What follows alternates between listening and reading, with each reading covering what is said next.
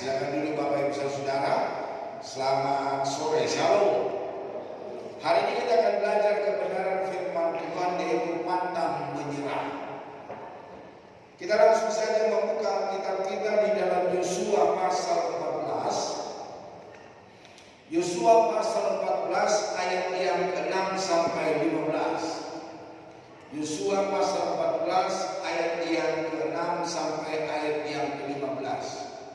Jika sudah ketemu, kita baca secara bersama supaya kita tahu kisah Alkitab ini. 2, 3. Bani Yehuda datang menghadap Yosua di Gilgal. Pada waktu itu berkatalah Kaleb bin Yefune, orang Kenas itu kepadanya, engkau tahu firman Tuhan yang diucapkan Tuhan kepada Musa abdi Allah itu tentang aku dan tentang engkau di Kades Barnea.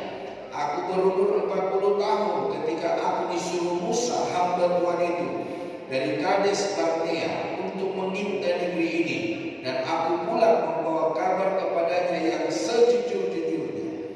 Sedang saudara-saudaraku yang bersama-sama pergi ke sana dengan aku membuat tawar hati bangsa itu, aku tetap mengikuti Tuhan Allahku dengan sepenuh hati. Pada waktu itu Musa bersumpah katanya, sesungguhnya tanah yang diinjak oleh kakimu itu akan menjadi milik pusakamu dan anak-anakmu sampai selama-lamanya, sebab engkau tetap mengikuti Tuhan Allahku dengan sepenuh hati. Jadi sekarang sesungguhnya Tuhan telah memelihara di hidupku seperti yang dijanjikannya. Kini sudah 45 tahun lamanya sejak diucapkan Tuhan firman itu kepada Musa, dan selama itu orang Israel mengembara di padang gurun. Jadi sekarang telah berumur 85 tahun aku hari ini. Pada waktu ini aku masih sama kuat seperti pada waktu aku disuruh Musa. Seperti kekuatanku pada waktu itu, demikianlah kekuatanku sekarang untuk berperang dan untuk keluar masuk. Oleh sebab itu berikanlah kepadaku pegunungan yang dijanjikan Tuhan pada waktu itu. Sebab engkau sendiri mendengar pada waktu itu bahwa di sana ada orang enak dengan kota-kota yang besar dan berkubu. Mungkin Tuhan menyertai aku sehingga aku menghalau mereka seperti yang difirmankan Tuhan. Lalu Yosua memberkati Kaleb bin Yefune dan diberikannya Hebron kepadanya menjadi milik pusakanya. Itulah sebabnya Hebron menjadi milik pusaka Kaleb bin Yefune orang Kanas itu sampai sekarang ini, karena ia tetap mengikuti Tuhan Allah Israel dengan sepenuh hati. Nama Hebron dahulu ialah Kiryat Arba. Arba ialah orang yang paling besar di antara orang Enak, dan amanlah negeri itu berhenti berperang. Bapak Ibu Saudara, kita melihat bagaimana firman Tuhan yang terjadi kepada Kaleb. Di dalam usia 40 tahun Tuhan berfirman kepada Yosua tentang Kaleb. Tuhan berfirman tentang kehidupan Kaleb di masa yang akan datang. Tapi Tuhan tidak menetapkan berapa tahun akan dilakukan di dalam hidupnya. Namun Bapak Ibu Saudara, kita dengan jelas membaca Alkitab, ternyata janji Tuhan yang digenapi kepada Kaleb bukan seminggu, bukan sebulan, bukan setahun, tetapi Bapak Ibu Saudara 45 tahun. Siapakah di antara kita yang bisa menunggu janji Tuhan yang begitu lama? Kadang-kadang janji Tuhan masih dalam waktu 1 hari, kita menunggu belum dijawab oleh Tuhan, kita sudah meronta-ronta. Sebulan belum dijawab oleh Tuhan, kita sudah mulai lemas dan kita sudah mulai mengganti permohonan kita.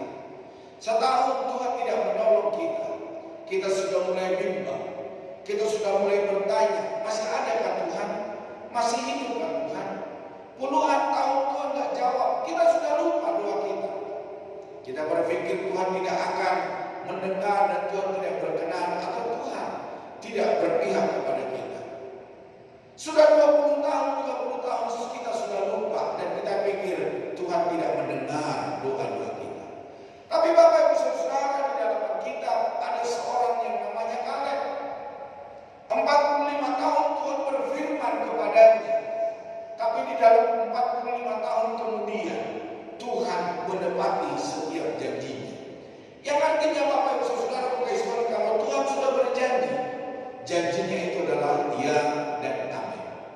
Janji Tuhan pasti digenapi bagi orang percaya. Janji Tuhan pasti diberikan kepada orang yang mengasihi Tuhan. Janji Tuhan akan diberikan kepada orang yang berharap kepadanya. Itulah sebabnya Bapak Ibu Saudara Tuhan, apapun yang Tuhan perkatakan kepadamu hari ini, Dia akan genapi. Asalkan kau taat, asalkan kau setia, asalkan kau mengasihi Tuhan, janji Tuhan kekal sampai selama-lamanya.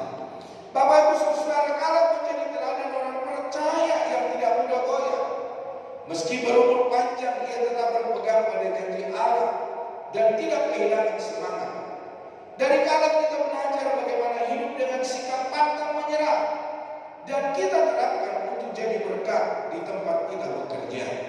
Kita jadikan berkat di dalam keluarga kita. Kita jadikan berkat ketika kita bermasyarakat, ketika kita bergereja, ketika kita mengiring Tuhan. Biarlah apa yang Kaleb lakukan di dalam hidupnya, Tuhan lakukan di dalam hidupnya. Biarlah itu menjadi pegangan dalam hidup kita, bahwa Allah yang kita sembah di dalam nama Yesus Kristus, Dia tidak pernah ingkar akan janjinya. Bapak Ibu Saudara, pantang menyerah adalah pengingat kuat bahwa ketekunan dan kegigihan merupakan kunci penting untuk meraih keberhasilan dan mengatasi tantangan hidup. Itulah sebabnya Bapak Ibu Saudara, seberapa kita ada hari ini, mari hari ini kita berkata pantang menyerah. Bila memberikan hanya pantang menyerah, pantang putus asa. Janji Tuhan ya dan amin. Hidup ini penuh dengan pasang surut. Ada kalanya jalan terasa mulus, namun seringkali kita dihadapkan pada rintangan, kita dihadapkan kepada kegagalan, kita dihadapkan kepada masa-masa sulit yang membuat kita ingin menyerah. Sikap pantang menyerah bukanlah berarti kita tidak pernah merasa lelah, kita tidak pernah merasa kecewa atau takut gagal. Sebaliknya, sikap ini adalah tentang bagaimana kita merespon perasaan-perasaan tersebut di dalam hidup kita. Jadi Bapak Ibu Saudara Tuhan, hari ini kita akan melihat, jangan biarkan kegagalan di dalam hidup membuat engkau menyerah, tapi biarlah kegagalan menjadikan bagian proses di dalam hidup. Ketika engkau belum menerima janji Tuhan, bukan Tuhan tidak mendengarkan doa, bukan Tuhan tidak menepati janjinya, bukan Tuhan yang tidak menepati apa yang diperkatakan bagimu dan bagiku, tapi itu adalah sebuah proses. Saya pernah berkata, bagaimana aku berkata, Tuhan itu adalah panjang sabar. Kalau saya tidak pernah menyerah di dalam hidup saya, bagaimana saya berkata, Tuhan itu adalah Allah yang mencukupi. Kalau aku tidak pernah berkekurangan, bagaimana aku berkata, Tuhan itu adalah Allah kuatku kalau aku tidak pernah lemah. Kalau segala sesuatu pernah terjadi di dalam hidupku, maka itu menjadi sebuah proses, menjadi sebuah pengalaman hidup, supaya tahu siapa Tuhan yang aku sembah, supaya saya tahu siapa Allah yang mengasihiku, yang membentukku, yang menjadikanku ahli waris kerajaan surga. Banyak orang menyerah sebelum mencapai potensi maksimal mereka karena takut gagal, takut dipermalukan. Namun kegagalan bukanlah akhir dari segalanya, melainkan anak tangga menuju kesuksesan. Para penemu besar dan tokoh inspiratif seringkali mengalami puluhan bahkan ratusan kegagalan sebelum akhirnya berhasil. Belajarlah dari setiap kegagalan, lakukan evaluasi diri, dan coba kembali dengan pendekatan yang lebih baik. Bapak Ibu Saudara kekasih Tuhan, Bapak Ibu pernah mendengar tentang Thomas Alva Edison? Berapa kali dia gagal di dalam hidupnya? Ada orang berkata 1000 kali, Bapak Ibu Saudara. Bapak Ibu Saudara kekasih Tuhan, di tahun 1800 sekian, maka dimunculkanlah pengalaman Thomas Alva Edison. Ternyata dia bukan hanya menemukan lampu pijar, dia juga menemukan listrik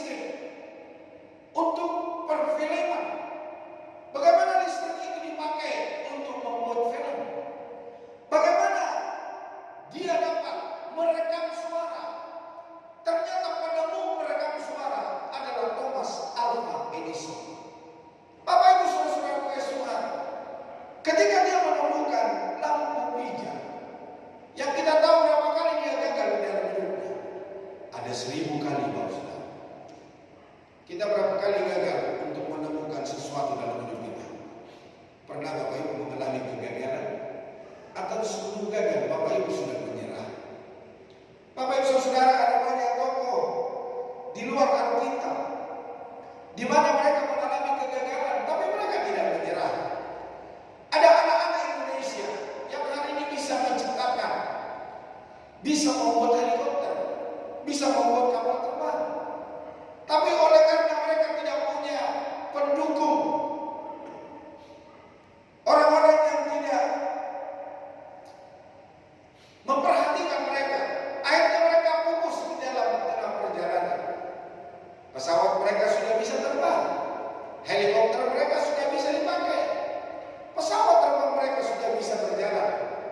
Tapi mana sampai hari ini kita tidak temukan penemu-penemu pesawat terbang di negeri ini. Jadi Bapak Ibu Saudara kekasih Tuhan, jangan takut dalam keadaan kegagalan, karena kegagalan itu adalah sebuah proses. Dan ada orang berkata, kegagalan adalah sesuatu yang tertunda di dalam hidup kita. Bapak Ibu Saudara kekasih Tuhan, yang kedua,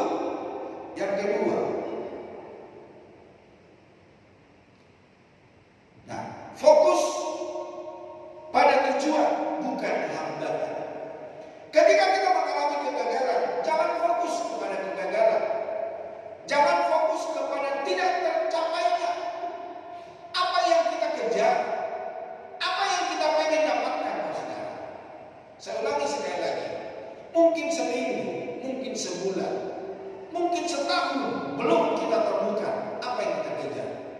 Tetapi tetaplah fokus pada tujuan, fokus kepada apa yang Bapak Ibu pikirkan, yang menjadi berkat untuk Bapak Ibu Saudara. Karena fokus pada tujuan itu bukan merupakan sebuah hambatan bagi kita, tapi ketika kita belum mengalami sebuah pertolongan Tuhan, di situ kita mengalami yang namanya sebuah pengalaman dengan Tuhan. Saat masalah datang, mudah untuk fokus pada rasa sakit dan besarnya rintangan. Hal ini mengajak kita untuk mengalihkan fokus. Ingatlah kembali apa yang menjadi tujuan atau impian Anda. Visi yang jelas akan memberikan energi untuk terus berusaha dan menemukan solusi meskipun jalan terasa sulit. Boleh CC kecilin mikrofon saya. Yang berikutnya, yang ketiga, Bapak Ibu Saudara, kekuatan sejati ada di dalam diri. Bapak Ibu Saudara, jangan berkecil hati dengan hidupmu, jangan berkecil hati dengan kekuatanmu. Bapak Ibu Saudara, Tuhan akan memunculkan kekuatan yang baru ketika Bapak Ibu sangat membutuhkannya. Sikap pantang menyerah mendorong kita untuk terus menggali potensi diri. Seringkali kita lebih kuat dari yang kita kira. Ketika kita merasa tawar hati pada masa kesesakan, kekuatan kita seolah mengecil. Namun dengan tekad untuk terus berjuang, kita dapat menemukan kekuatan tersembunyi yang membantu kita bangkit dari keterpurukan dan akhirnya kita menjadi seorang pemenang. Saya masih ingat di tahun 98, bagaimana masyarakat yang di daerah Kalideras mengambil barang-barang yang dari supermarket. Ada mengangkat kulkas 2 pintu dengan seorang diri, tapi ada juga yang mengangkat tempat tidur sprinter, ibu-ibu seorang diri. Saya berkata begini, ini ibu kekuatan dari mana? Dia bisa mengangkat sprinter sendirian. Itu kekuatan dari mana? Kok bisa dia mengangkat kulkas seorang diri? Bapak Ibu Saudara kekasih Tuhan, kita yang kita menganggap kita lemah, tapi Tuhan akan memunculkan kekuatan kita saat kita butuhkan, Bapak Saudara. Itulah sebabnya kekuatan sejati ada di dalam diri kita. Kita mampu dan kita sanggup, dan Tuhan akan memunculkan kekuatan itu, dan kita dapat berjalan yang gelap, dan kita dapat meraih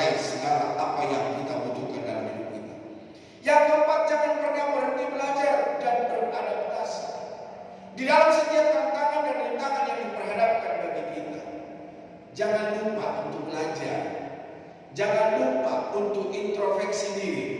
Jangan lupa memperbaharui apa yang kita kerjakan. Yang saya sebut adalah ATM. Amati, tiru, dan modifikasi. Jadi Bapak Saudara, dunia terus berubah dan tantangan yang kita hadapi pun beragam. Sikap pantang menyerah juga berarti kesiapan untuk terus mengupgrade. Kalau kita nggak bisa mengerjakan apa yang kita kerjakan, mungkin kita perlu belajar lagi, dan belajar lagi, membaca lagi dan membaca lagi. Kita perlu meniru, kita perlu melihat keadaan di luar, seperti apa orang itu mengerjakan sehingga mereka menjadi orang yang berhasil. Dan kita perlu modifikasi bagaimana supaya kita mengalami keberhasilan dalam hidup kita. Jadi Bapak Saudara, beradaptasi dengan situasi. Fleksibilitas ini memungkinkan kita untuk menemukan cara-cara baru dalam mencapai tujuan. Yang berikutnya, pentingnya ketekunan. Ketika kita diperhadapkan sebuah kegagalan atau ketidakberhasilan, pentingnya kita tekun di dalam apa yang kita kerjakan. Ketekunan seringkali menjadi pembeda antara orang yang berhasil dan yang menyerah di tengah jalan. Seperti Ishak misalnya, yang terus-menerus menggali sumur meskipun menghadapi tantangan, meskipun anak buahnya suka ribut dengan masyarakat yang ada di sekitarnya, sampai orang-orang mengusir mereka. Kamu bukan penduduk asli di sini, kamu pergi dari sini. Ketika mereka ada di daerah gereja ini, mereka pindah ke pasar Landasan. Mereka membangun rumah, mereka menggali sumur di sana. Ternyata orang-orang di sana pun iri, mengusir mereka dari Landasan. Kamu orang-orang asli di sini. Akhirnya dia ke Padang Sari. Di Padang Sari ketika dia menggali sumur, karena orang-orang tidak setuju dengan keberhasilan daripada Ishak, orang-orang di Padang Sari pun mengusir dia. Akhirnya dia pindah ke tempat lain. Dan Bapak Saudara, di tempat lain, di dalam Kejadian 26 ayat 26 berkata, ia pindah dari situ dan menggali sumur yang lain lagi. Tetapi tentang sumur ini mereka tidak bertengkar. Sumur ini namanya Rehoboth. Dan dia berkata, sekarang Tuhan telah memberikan kelonggaran kepada kita, sehingga kita dapat beranak cucu di negeri ini. Jadi Bapak Ibu Saudara berkasih Tuhan, kalau di tempat ini orang tidak senang dengan kita, ya udah kita pindah ke daerah lain. Di daerah lain orang juga tidak suka dengan kita pindah ke daerah lain. Tuhan pasti menggenapi setiap janjinya bagi setiap orang yang bertekun di dalam Tuhan.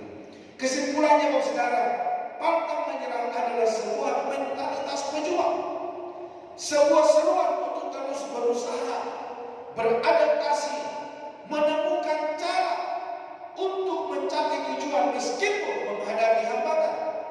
Jangan biarkan masalah membuat Anda putus asa. Sebaliknya, jadikan itu sebagai bahan bakar untuk terus melangkah maju, untuk terus berjuang, menempuh apa yang Bapak Ibu akan tempuh di dalam hidup.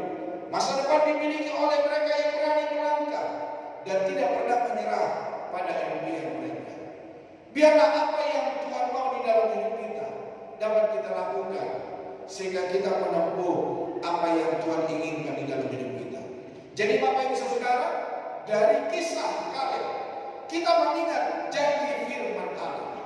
Janji firman Tuhan itu ya dan amin. Dia tidak pernah berubah. Kalau hari ini dia berkata A, besok pun pasti A. Kalau hari ini dia berkata B, besok pun, masa mendatang pun, dia pasti melakukan apa yang dikerjakannya. Masih ingat Kaleb? Umur 40 tahun Tuhan berfirman, tapi umur 85 tahun baru digenapi di dalam hidupnya. Adakah kita yang menerima janji Tuhan yang begitu lamanya? Terkadang kita suka menyerah di tengah perjalanan seperti yang saya katakan tadi. Mungkin kita sudah lupa, mungkin kita berkata, ini kayaknya bukan dari Tuhan. Bapak Ibu Saudara kekasih Tuhan, dalam setiap janji Tuhan pasti digenapi di dalam hidup kita. Firman yang pernah diucapkan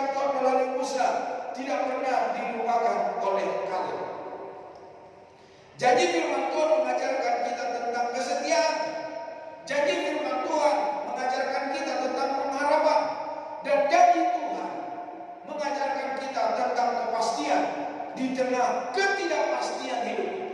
Janji Tuhan tidak seperti janji manusia yang bisa diingkari atau dilupakan, melainkan janji Tuhan ya dan amin, serta pasti digenapi pada waktunya. Yang pertama, saudara kasih Tuhan, dari perkataan Tuhan, dari firman Tuhan, ingat kesetiaan Tuhan tidak pernah goyah. Ketika Dia berjanji, Dia tidak pernah digoyahkan oleh panas matahari. Dia tidak pernah digoyahkan oleh hujan, badai, dan apapun yang merentangi hidup kita. Namun kesetiaan Tuhan tidak pernah goyah dulu, sekarang, bahkan sampai selama-lamanya. Janji Tuhan itu teguh dan pasti digenapi, bahkan lebih baik dari yang bisa kita bayangkan. Di dalam Efesus 3 ayat 20, seperti Abraham, imannya diperhitungkan sebagai kebenaran karena ia percaya penuh akan janji Tuhan. Kita pun harus memegang teguh janjinya dengan keyakinan yang sama. Yang kedua, saudara, Tuhan punya waktu dan caranya sendiri. Jadi kalau Tuhan sudah berjanji, kalau Tuhan sudah berfirman, ingatlah perkataannya itu ya dan amin. Tuhan punya waktu, Tuhan punya cara tersendiri bagaimana untuk menolong kita. Pertolongan Tuhan tidak sama caranya yang kemarin dan hari ini. Pertolongan Tuhan tidak sama hari ini sama besok. Pertolongan Tuhan akan berbeda di dalam hidup kita. Terkadang ketika kita dalam kesulitan, kita sudah berpikir, oh nanti si Anu akan kirim berkat buat kita, si Anu akan menolong kita. Ternyata Bapak Ibu Saudara, pertolongan Tuhan berbeda kemarin, hari ini, sampai selama-lamanya. Pengenapan janji Tuhan bisa memakan waktu dan memerlukan proses. Tuhan tidak terburu-buru dan akan memberikan segalanya tepat pada waktunya. Kesabaran, ketekunan adalah kunci dalam menantikan janji Tuhan. Yang ketiga, ketaatan adalah kunci menerima janji. Mari hari ini kita sebagai anak-anak Tuhan, supaya kita menjadi orang yang taat. Bagaimana supaya kita tahu janji Tuhan? Belajar Alkitab, baca Alkitab, renungkan siang dan malam. Tidak mungkin Bapak Ibu Saudara mengerti janji Tuhan kalau Bapak Ibu tidak tahu isi Alkitab. Mari hari ini baca Alkitab di dalam hidup. Masih adakah yang setia baca Alkitab sampai hari ini? Bapak Ibu Saudara kasih Tuhan, bacalah paling tidak satu pasal satu hari. Saya pernah melihat yang dulu sidang putar yang mereka lahir kembar itu, saudara. Bapak Ibu Saudara, anak itu berkata kepada ibunya, Bu, jangan menangis, percayalah sama Tuhan. Janji Tuhan itu ya dan amin. Kalau mama tidak bisa baca kitab satu pasal satu hari, paling tidak mama baca satu ayat satu hari, Tuhan pasti menolong mama. Bapak Ibu Saudara, apa yang terjadi saudara? Anaknya mati, anaknya meninggal. Tetapi apa yang diperkatakan oleh anaknya itu tertanam di dalam hidupnya. Dan saat itu saudara, dia membaca Alkitab, dia merenungkan firman Tuhan, dan firman itu digenapi di dalam hidupnya. Ada bagian yang harus dilakukan oleh orang percaya untuk menerima janji Tuhan. Ketaatan agar janji Tuhan dicurahkan atas hidup kita, dan kita harus melakukan bagian kita dengan tekun. Janji Tuhan memberikan pengharapan. Apa yang kita harapkan di dalam hidup kita? Saat menghadapi kesulitan atau kegagalan, ingatlah janji Tuhan bahwa Dia tidak akan pernah meninggalkan kita, dan Dia akan menjadi penolong kita. Janji Tuhan seperti, aku tidak akan meninggalkan kamu sebagai yatim piatu. Ketika firman itu tertanam di dalam hidup kita, maka itu menjadi kekuatan dalam hidup kita. Kalau kita mengingat firman Tuhan berkata, sampai masa putih rambutmu, aku menggendong kamu. Ketika kita menghadapi tantangan dan rintangan, maka kita mengingat firman Tuhan, kita kembali dikuatkan. kita kembali memiliki pengharapan. Dan ketika kita menghadapi godaan di dalam hidup kita yang akhirnya mau menjatuhkan iman dan percaya kita, ada janji firman Tuhan berkata, jangan takut, aku menyertai engkau. Jadi Bapak Ibu Saudara kekasih Tuhan, janji Tuhan yang menghibur, janji Tuhan yang menguatkan, janji Tuhan yang memberikan pengharapan, janji Tuhan memberikan kekuatan untuk kita meraih segala apa yang difirmankan oleh Tuhan. Jadi Bapak Ibu Saudara kekasih Tuhan, janji Tuhan menguatkan iman. Ketika iman kita sudah mulai lemah, ada janji firman Tuhan yang menguatkan kita bahwa apa yang kita kerjakan di dalam hidup ini, janji Tuhan menguatkan iman kita. Dengan mengingat dan menaati firman, iman kita akan semakin kuat seperti yang tertulis dalam Mazmur 19 ayat 7, bahwa ketetapan-ketetapan itu dapat dipercaya dan memberi hikmat. Ketetapan firman Tuhan yang Tuhan sampaikan bagi kita, dia akan memberikan kekuatan, dia akan membangkitkan iman dan percaya kita. Itulah sebabnya baca Alkitab, biar Bapak Ibu Saudara tahu apa yang menjadi janji Tuhan di dalam hidup kita setiap hari. Yang berikutnya Saudara, janji Tuhan itu untuk memuliakan namanya. Semua janji Tuhan digenapi agar namanya dimuliakan. Menantikan penggenapan janjinya juga menjadi kesaksian bagi banyak orang yang membutuhkan harapan. Banyak orang yang tidak punya pengharapan, banyak orang yang tidak punya kekuatan ketika mereka sakit, ketika mereka lemah. Tetapi ketika Tuhan berjanji, maka kita akan menjadi kuat. Kita akan memiliki pengharapan yang kokoh. Iman kita akan kuat di dalam Kristus. Sekalipun kehidupan kita hampir hancur, hampir punah, hampir sudah kita tidak miliki, tapi oleh karena janji Tuhan, kita tetap bersikeras akan kebenaran firman Tuhan dan kita menjadi pemenang dalam hidup kita. Jadi Bapak Ibu Saudara, di dalam Yesua pasal 1 ayat 13 berkata, ingatlah kepada perkataan yang dipesankan Musa, hamba Tuhan itu kepadamu, yakni Tuhan Allahmu mengaruniakan keamanan kepadamu dan memberikan kepadamu negeri ini. Itulah yang diingat oleh Kaleb, bahwa Tuhan telah berjanji kepadanya, maka itu diingatkannya kembali setelah dia berusia 85 tahun. Di dalam Mazmur 158, ia ingat akan perjanjiannya untuk selama-lamanya, akan firman yang diperintahkannya turun-temurun. Jadi Bapak Ibu Saudara kekasih Tuhan, janji Tuhan yang diperintahkannya yaitu turun-temurun. Kita keturunan yang keberapa Saudara? Kita orang percaya yang keberapa? Dari Adam dan Hawa kita keturunan yang keberapa? Tapi janji Tuhan itu ya dan amin. Tidak dibatasi oleh masalah persoalan, tidak dibatasi oleh tantangan hidup, tetapi janji itu berlaku bagi setiap orang yang mengasihi Dia.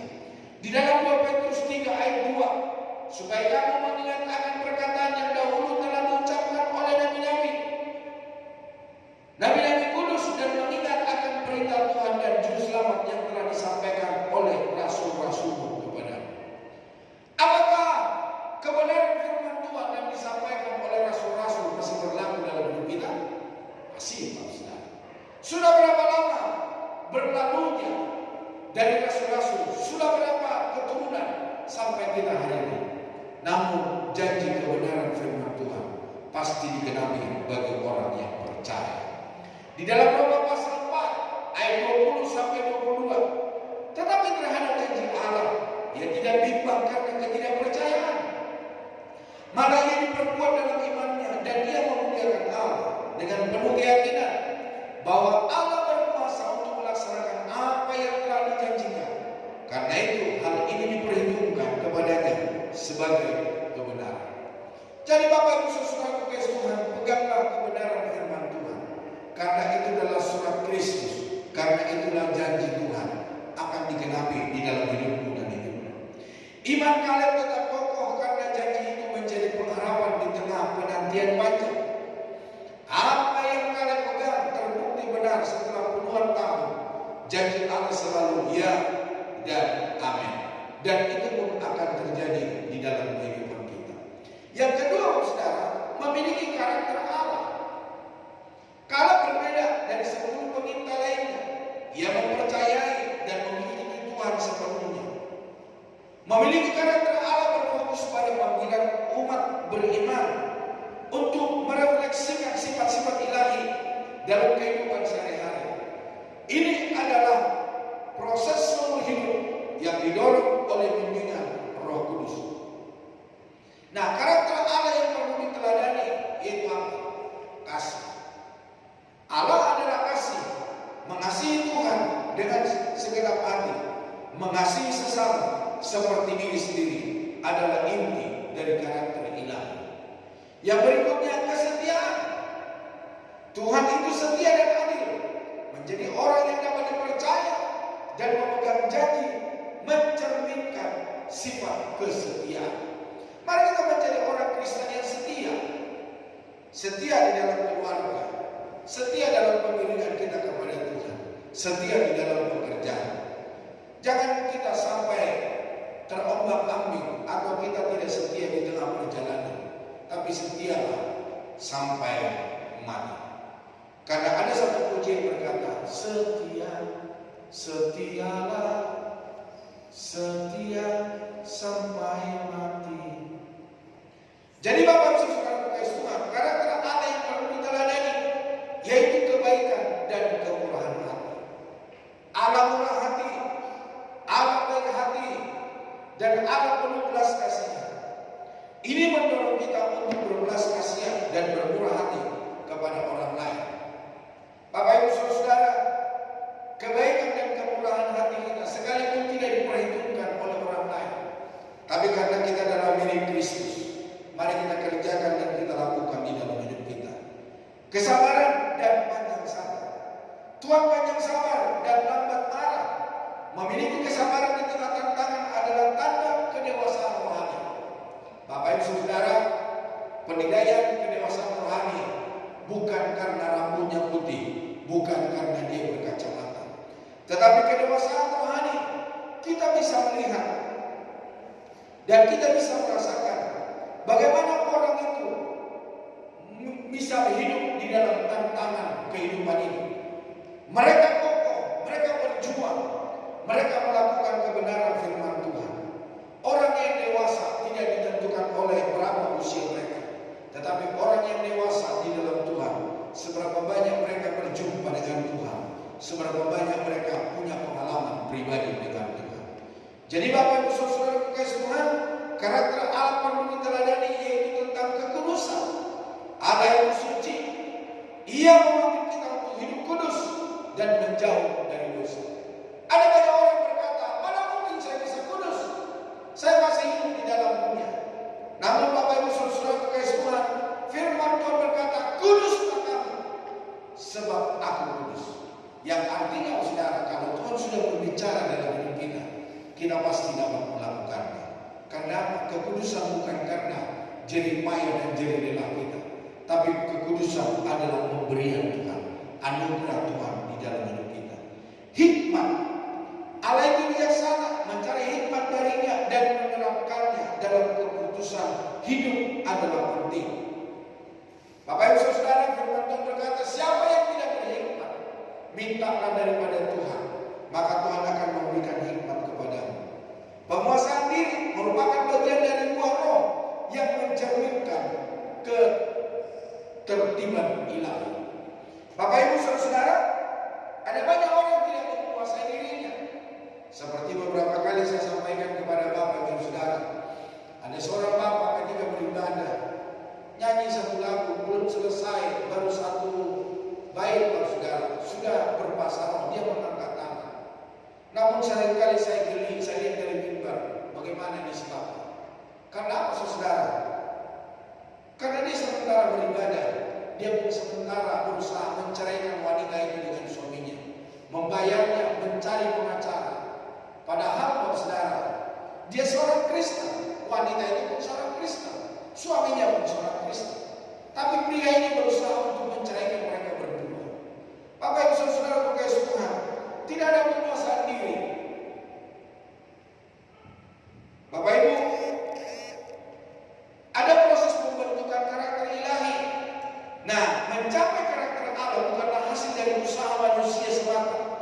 melainkan melalui proses transformasi rohani. Nah, bagaimana kita mengalami proses Tuhan dalam hidup kita? Mari kita melekat kepada Kristus. Bapak Ibu Saudara, saya seringkali berkata, orang yang suka bergaul dengan orang yang merokok, maka orang akan mencap dia adalah seorang perokok. Orang yang suka bergaul dengan penjudi, maka dia akan disebut penjudi. Karena apa, saudara? Ketika rombongan penjudi ditangkap, maka dia pun ikut ditangkap, maka dia dituduh menjadi seorang penjudi. Kalau kita mendekat dengan Kristus, karakter Kristus, keberadaan Kristus menjadi milik bagian kita. Keharuman Kristus akan tercapai di dalam hidup kita. Dipimpin Roh Kudus, mengizinkan Roh Kudus berkarya dalam hidup kita untuk menghasilkan buah roh yang secara langsung mencerminkan karakter Allah. Bapak Ibu Saudara kekasih Tuhan, orang yang tidak dipenuhi oleh Roh Kudus, orang yang tidak dipimpin oleh Roh Kudus. Mari hari ini kita sebagai orang-orang percaya kita minta supaya Roh Kudus yang memimpin kita, supaya Roh Kudus yang menyertai kita. Bukan seperti yang ada banyak orang berkata, ketika orang itu berglosolali, berbahasa roh, maka kita berkata orang-orang ini dipenuhi oleh Roh Kudus. Belum tentu, Bapak Saudara. Jadi Bapak Saudara, ketika kita dipimpin oleh Roh Kudus, ketika kita diarahkan oleh Roh Kudus, Tuhan mengizinkan Roh Kudus berkarya dalam hidup kita untuk menghasilkan buah. Bukankah setiap kali di dalam doa terakhir, di dalam doa berkat, saya berdoa dan saya berkata bahwa kiranya Tuhan menyertai kami, sehingga kami tetap bersuka cita di dalam segala perkara. Kami tidak menyimpang ke kiri dan ke kanan, namun kami fokus kepada kebenaran firman. Saya rindu supaya Tuhan yang memimpin kita, Roh Kudus yang menyertai kita, supaya kita tetap ada di dalam kebenaran firman Allah, dan kita tidak beralih dari apa yang Tuhan mau di dalam hidup kita. Yang berikutnya, saudara, mengizinkan Roh Kudus berkarya. Pembentukan karakter ilahi dimungkinkan melalui kuasa Roh Kudus yang menolong umat percaya menghasilkan buah roh: kasih, sukacita, damai sejahtera, kesabaran, kemurahan, kebaikan, kesetiaan, kelemah lembutan, penguasaan diri. Ada banyak orang-orang yang dibilang bahwa mereka dipenuhi oleh Roh Kudus, mereka tidak menguasai diri. Mereka bukan orang-orang yang lemah lembut. Mereka orang-orang yang tidak setia di dalam iman dan percayanya. Ketika ada tantangan hidup, mereka sudah mulai luntur dalam pengiringannya kepada Tuhan. Tetapi orang-orang yang dipenuhi oleh Roh Kudus, apapun yang terjadi dalam hidupnya, dia akan tetap setia di dalam segala perkara. Ketaatan pada firman, yaitu membaca, merenungkan, dan memakai Alkitab sebagai panduan hidup. Jadi Bapak Ibu Saudara, mari kita belajar Alkitab. Mari kita membaca Alkitab. Jangan kita hanya sebagai seorang Kristen yang kita datang ke gereja, tetapi mari kita seorang Kristen yang mengerti Alkitab, sehingga kita tahu apa isi hati Tuhan di dalam hidup kita. Kita dapat melakukannya, dan semakin hari kita semakin dibimbing untuk mengasihi Tuhan. Doa yang sungguh-sungguh, berkomunikasi secara konsisten dengan Allah untuk meminta bimbingan dan kekuatan dan proses perubahan karakter. Jadi Bapak Saudara mengkasih bagaimana supaya karakter kita berubah. Mari hari ini Bapak Saudara kita banyak berdoa. Di dalam doa Tuhan yang memulihkan kita, Tuhan yang membantu kita, Tuhan yang membuat kita bertobat supaya kita sesuai dengan kehendak Allah. Tanpa Bapak Ibu berdoa, kita tidak punya kekuatan apapun di dalam hidup ini. Hidup dalam komunitas, membangun karakter di tengah komunitas rohani, saling mendukung, saling mendoakan, saling memberkati, dan saling memberikan teladan. Bapak Ibu Saudara, bagaimana supaya karakter kita bertumbuh? Hiduplah di dalam komunitas. Ya seperti hari ini Bapak Saudara, kita ada di dalam komunitas. Setiap hari Kamis kita ada di dalam komunitas. Kita berdoa, kita berpuasa, kita merenungkan firman Tuhan, kita berdoa bersama, kita saling menguatkan. Itu adalah komunitas kita. Setiap kita saling mendukung, setiap kita saling membimbing, setiap kita berjalan bersama-sama menuju kepada kebenaran firman Tuhan. Jadi Bapak Ibu Saudara, kesulitan tujuan utama kehidupan orang percaya adalah menjadi serupa dengan Kristus. Merepresentasikan karakter Allah yang penuh kasih, suci dan adil, dan setia di dunia ini sehingga menjadi berkat bagi sesama. Berkat untuk kemuliaan nama Tuhan. Kaleb tidak kompromi meskipun mayoritas menakut-nakuti dan menolak masuk ke tanah perjanjian. Karakter Kaleb menunjukkan konsistensi iman yang menjadi teladan generasi sesudahnya. Dan itu pun menjadi teladan iman bagi kita. Bagaimana kita berkata jujur, bagaimana kita berkata iman, bagaimana kita memperkatakan firman di dalam hidup kita sehari-hari. Yang ketiga, yang terakhir, mempercayai pemeliharaan Allah. Jadi Bapak Saudara, mari kita percaya akan pemeliharaan Tuhan dalam hidup kita. Kalau hari ini kita ada sebagaimana kita ada, itu semua oleh karena pemeliharaan Tuhan. Sekalipun kita terseok-seok, sekalipun kita terluka-luka, sekalipun kita menderita, saudara, tapi Tuhan tetap memelihara hidup kita. Tuhan menuntun dan memimpin kita, membawa kita kepada kemenangan dan keberhasilan. Kaleb mengakui kekuatannya masih sama karena faktor pemeliharaan Tuhan atas dirinya. Dia berkata, umur saya 40 tahun ketika Tuhan berbicara kepada saya, tetapi sekarang saya sudah 85 tahun. Dia berkata, kekuatan saya masih sama seperti dulu. Saya masih kuat berperang. Saya masih bisa kuat keluar ataupun masuk. Jadi Bapak Saudara kekasih Tuhan, Kaleb berkata bahwa kekuatannya tidak pernah berubah. Karena apa? Ada Tuhan yang memelihara hidupnya. Berfokus pada keyakinan bahwa Allah senantiasa menjaga, melindungi, dan menyediakan segala kebutuhan umatnya, baik jasmani maupun rohani, melalui cara-cara yang mungkin tidak terduga oleh akal manusia. Makna dan pentingnya mempercayai pemeliharaan Allah, yaitu ekspresi kasih karunia. Jadi kalau kita hari ini ada sebagaimana kita ada, ini adalah karena kasih karunia Tuhan. Pemeliharaan Allah adalah bukti nyata dari kasih dan perhatiannya yang tak terbatas. Hal ini memberikan jaminan bahwa kita tidak sendirian dalam menghadapi tantangan ini. Memang kita tidak bisa melihat Tuhan, memang kita tidak bisa melihat penyertaannya, tetapi Bapak Saudara, setiap kita dapat merasakan Tuhan hadir di dalam hidup kita. Kita bisa merasakan Tuhan hadir dalam pekerjaan kita. Kita bisa merasakan Tuhan, penyertaan Tuhan dalam perjalanan hidup kita sehari-hari. Yang berikutnya Bapak Saudara, sumber ketenangan bagi orang yang percaya.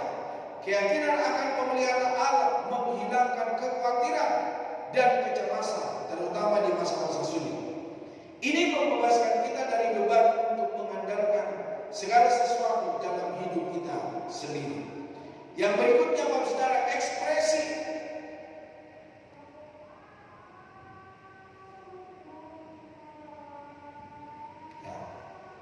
Yang berikutnya Bapak Saudara kekasih Tuhan, mengarahkan pada tujuan ilahi. Pemeliharaan Allah bukan sekedar tentang kenyamanan fisik semata, tetapi juga untuk menuntun kita mencapai tujuan yang telah Ia tetapkan, yaitu melakukan pekerjaan baik dalam hidup dalam persekutuan yang harmonis dengannya. Jadi janji Tuhan itu mengarahkan kita kepada tujuan ilahi. Janji Tuhan itu membangun rasa syukur, supaya kita dapat mengerti dan supaya kita dapat mengucap syukur dalam segala perkara dalam hidup kita.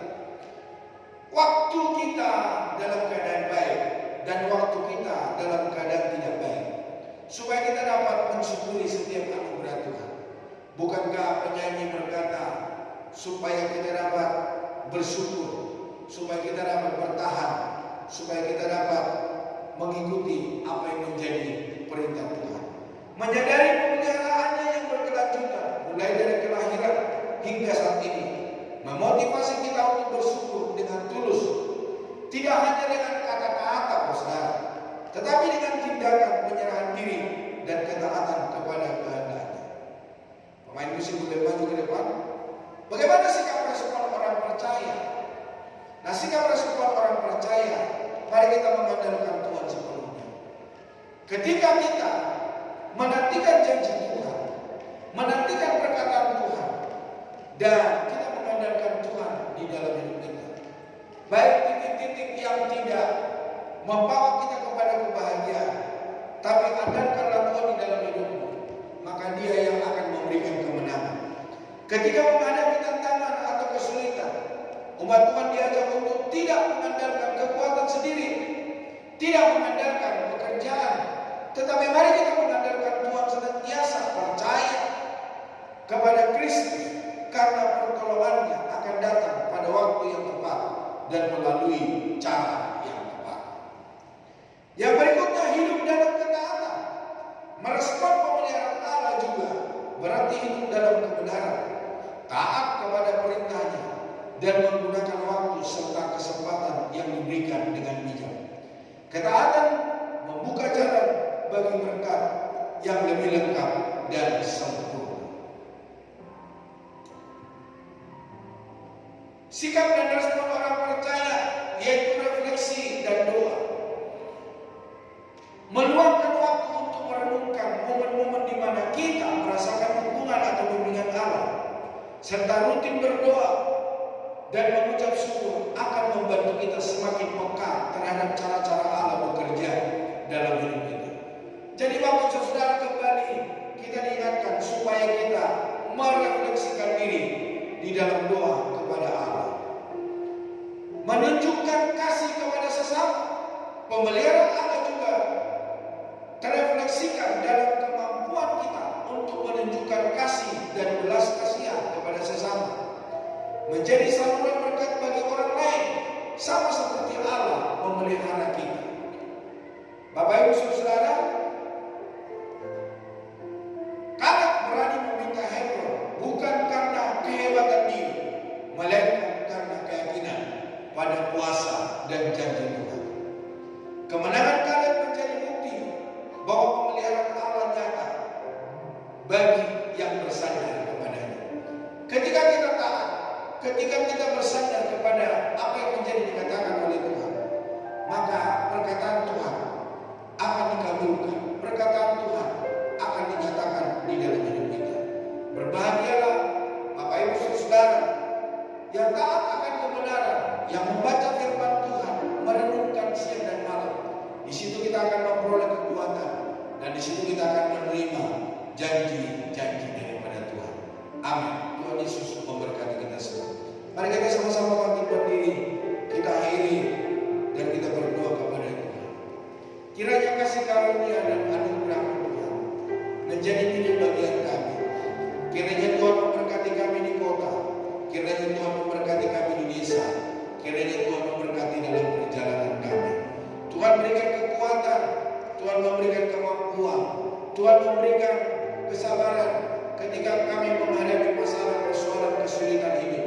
Karena kami tahu Tuhan mengizinkan kesulitan terjadi supaya kami dapat mengenal siapa Tuhan kami, supaya kami dapat mengenal siapa Allah kami, supaya kami dapat berkata, Allah yang kami sembah adalah Allah yang hidup, Allah yang mampu melakukan perkara besar, Allah yang setia kepada janji-janjinya. Kuatkan, teguhkan iman kami kepada Tuhan. Biarlah apa yang hamba-Mu sampaikan menguatkan kami, membaharui kami, dan itu menjadi pegangan di dalam hidup kami. Sekalipun tantangan hidup banyak menimpa, namun kami kuat di dalam Tuhan, karena ada janji-Mu, ya dan amin. Terima kasih ya Tuhan, memberkati para pria, memberkati para wanita, memberkati keluarga-keluarga yang belum punya keturunan, memberkati keluarga-keluarga yang bergumul buat anak-anak mereka yang sekolah, yang berkuliah di dalam kota, di luar kota, dan juga Tuhan Kau tolong dan Kau bela. Biarlah keluarga-keluarga kami keluarga yang harmonis, yang diberkati dan ditolong oleh Tuhan. Memberkati anak-anak kami yang sekolah, berikan kekuatan bagi kami, berikan kesehatan bagi kami, berikan berkat-Mu bagi kami, sehingga kebutuhan anak-anak kami Tuhan dapat tercapai ya Tuhan, sehingga mereka dapat menuntut ilmu, menjadi anak-anak yang pintar, anak-anak yang takut akan Tuhan, anak-anak yang mengasihi Tuhan. Terima kasih ya Tuhan, yang sakit Tuhan Kau jamah dan sembuhkan dalam nama Tuhan Yesus. Jadilah sehat, jadilah sembuh, jadilah pulih, jadilah kuat. Yang bergumul dalam segala perekonomian, Engkau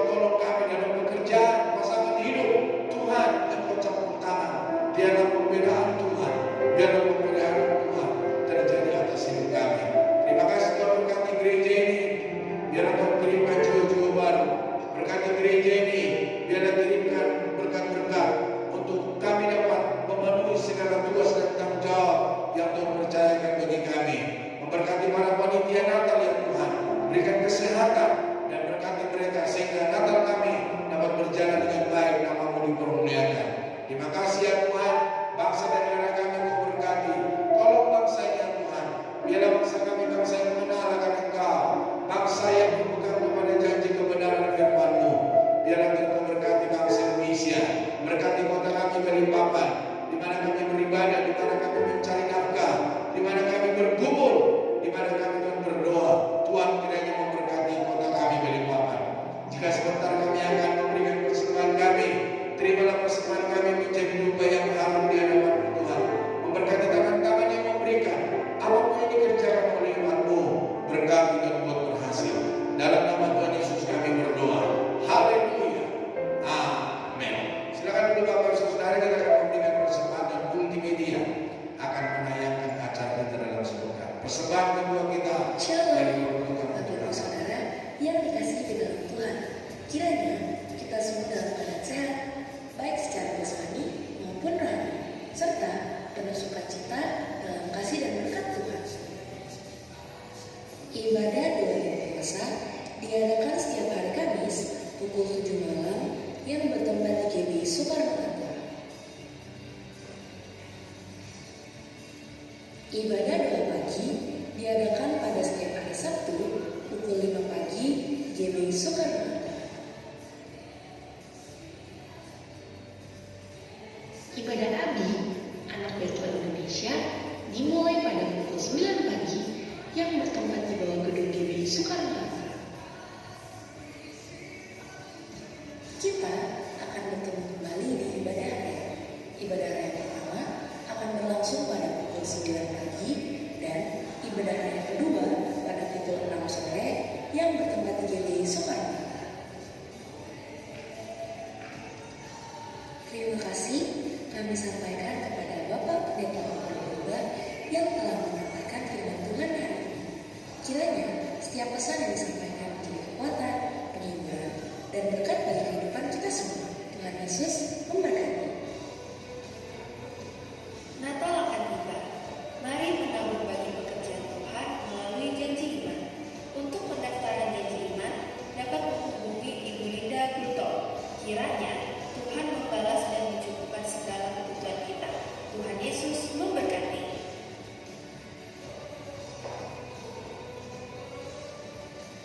Undangan pengurus WBI GBI Muhammadiyah Balikpapan mengundang seluruh komisi wanita Kristen Kota Balikpapan untuk hadir dalam acara Natal bersama dengan tema Allah hadir untuk menyelamatkan keluarga pada hari Rabu 26 Oktober 2025 pukul 16.30 bertempatan di GBI Club dengan respon membahas Natal. Selamat ulang tahun bagi Bapak Ibu Saudara yang berulang tahun pada sepanjang minggu ini. Kiranya Tuhan Yesus melimpahkan kesehatan, sukacita, dan berkat yang berlimpah dalam setiap langkah kehidupan. Selamat datang kepada Bapak Ibu Saudara yang baru pertama kali hadir. Dengan penuh sukacita, kami mengundang Bapak Ibu Saudara untuk terus bergabung dalam persekutuan di GBI Soekarno-Hatta. Jika Bapak Ibu Saudara belum memiliki tempat ibadah tetap, Tuhan Yesus memberkati. GBI Soekarno-Hatta memiliki visi jemaat yang bertumbuh dewasa dalam kesumpaan dan sedang Kristus. Misi memberitakan firman Allah yang benar untuk membangun jemaat, membangun keluarga ilahi yang sepenuh dengan kehendak Allah, membangun komunitas orang percaya berdampak yang berpusat pada Kristus, serta value melayani adalah suatu kehormatan bukan beban. Layanilah Tuhan berapa adanya, mujizat terjadi. Sekian yang kita sebutkan, kiranya kita selalu dalam penyertaan Tuhan. Tuhan Yesus memberkati. Mari Bapak Ibu Saudara, kita sama-sama bangkit berdiri, kita akhiri persekutuan kita hari ini. Dan jangan lupa pada hari Kamis kita berdoa dan berpuasa di tempat ini. Tuhan tolong dalam pelayanan kita. Terima kasih ya Tuhan. Tuhan telah menyertai dalam peribadatan kami. Tuhan telah memberkati kami, berkati persembahan yang kami telah berikan kepada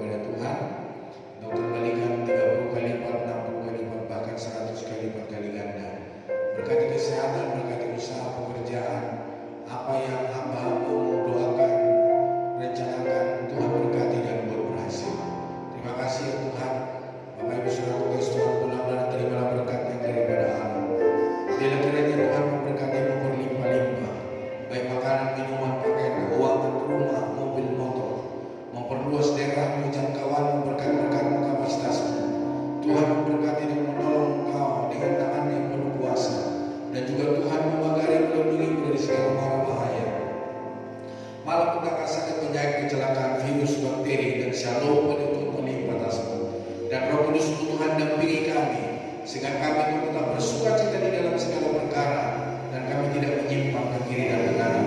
Kasih karunia